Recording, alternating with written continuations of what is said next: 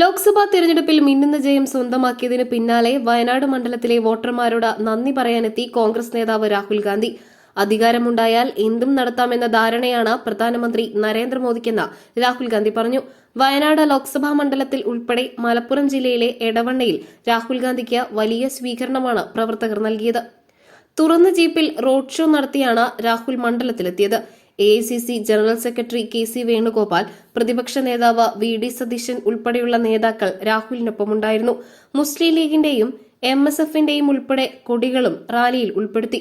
രാഹുൽ ഗാന്ധി വയനാടെത്തിയതോടെ ആവേശത്തിലാണ് പ്രവർത്തകരും. അതേസമയം റായ്ബറേലി വേണോ വയനാട് വേണോ എന്ന ചോദ്യം രാഹുൽ ഗാന്ധി വയനാട്ടിലെ ജനങ്ങളോട് തന്നെ ചോദിച്ചിരിക്കുകയാണ്.